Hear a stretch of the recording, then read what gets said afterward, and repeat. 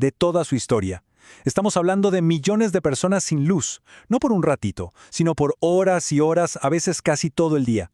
Imaginen lo que eso hace. Paraliza la vida por completo. Y esta frase, off, creo que lo dice todo.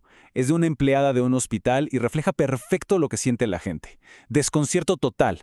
Por un lado, la comunicación del gobierno es súper vaga, no dice nada claro, y por otro, la realidad en la calle es, bueno, es dramática. La gente necesita respuestas, pero esas respuestas simplemente no están llegando. Y es que aquí lo clave es entender el efecto dominó. Todo empieza con la crisis de combustible, y de ahí, ¡pum!, cae una pieza tras otra. Los hospitales, sin diésel para los generadores o las ambulancias, tienen que suspender cirugías. El transporte público, paralizado. Hasta el turismo, que era el supuesto motor de la economía, se está frenando en seco. Hoteles que cierran, aeropuertos sin combustible para los aviones. No es un problema aislado, es un colapso de todo el sistema. Ahora miren bien este gráfico porque es impresionante. Muestra la caída en picada de la que era la principal fuente de ingresos de Cuba. El turismo. Vean eso. De más de 4 millones a poco más de medio millón en 2 años. Prácticamente desapareció. Y lo peor es que, a diferencia de otros lugares del Caribe, Cuba no ha podido levantar cabeza. Fue literalmente el golpe de gracia para una economía que ya venía en estado crítico. Ok, pero para entender de verdad cómo se llegó a este caos, tenemos que echar un vistazo hacia atrás. Hay que ver las raíces del problema, esas bases tan frágiles sobre las que se construyó la economía cubana durante décadas. Y esa línea de tiempo lo cuenta súper claro. Durante décadas, la economía cubana vivía gracias a la Unión Soviética, que era como su salvavidas. Pero en el 89 se cae el muro de Berlín y con él todos los subsidios.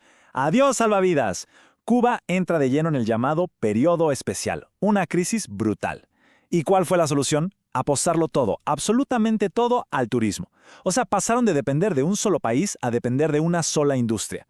Claramente una apuesta muy, muy arriesgada. Entonces, tenemos esta base súper frágil de la que hablábamos.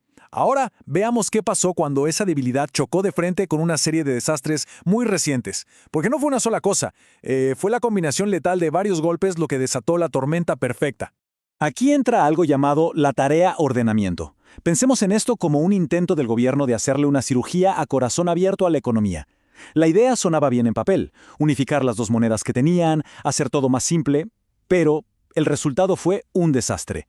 Eliminaron subsidios de golpe, devaluaron la moneda sin que hubiera producción para respaldarla. ¿Y qué pasó? Se desató una inflación brutal que básicamente destruyó el salario de la gente.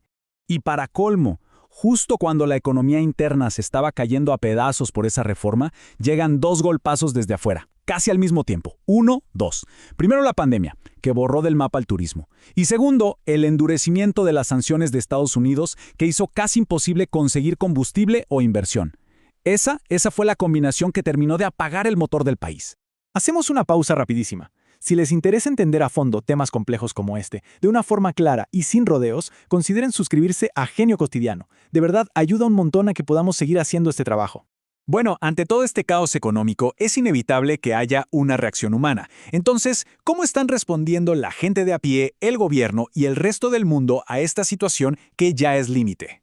Y la respuesta del gobierno a las críticas ha sido, bueno, durísima. Este es un ejemplo claro, el arresto de unos youtubers. Su delito, simplemente ejercer su derecho a expresarse.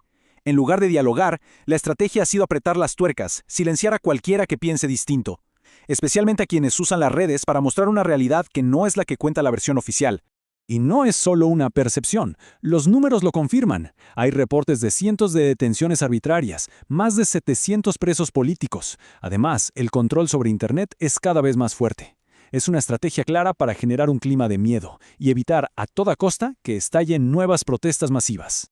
Y si miramos afuera, el panorama internacional es complicado. A ver, por un lado, México manda ayuda humanitaria, comida y medicinas, pero no manda petróleo, que es lo que más se necesita. Luego está Rusia, que promete seguir mandando combustible, pero al mismo tiempo saca a la gente de su embajada, una señal súper rara. Y mientras tanto, Estados Unidos sigue con su política de mano dura y el embargo de siempre. Así que Cuba está como atrapada. Todo esto nos deja con la gran pregunta, la que todo el mundo se está haciendo ahora mismo. ¿Y ahora qué? ¿Cuál es el futuro de Cuba? Sinceramente, es muy difícil ver una salida fácil, con la economía por los suelos, sin luz y con la gente cada vez más desesperada. La pregunta es inevitable: ¿cómo puede sobrevivir el régimen en estas condiciones? En escenarios tan extremos como este, a veces se habla de una opción, un gobierno provisional. Es un concepto clave, así que vale la pena entenderlo. Básicamente es una autoridad temporal que se crea para manejar un país durante una transición, ya sea después de un colapso total o como parte de un acuerdo, con la meta de restaurar el orden y, eventualmente, llamar a elecciones. Y esa es la gran encrucijada. Cuba está en un punto de quiebre histórico. No hay otra forma de decirlo. La mezcla de la crisis económica, energética y social es una bomba de tiempo. Lo que pasa en los próximos meses o incluso semanas podría marcar el destino de la isla para las próximas generaciones.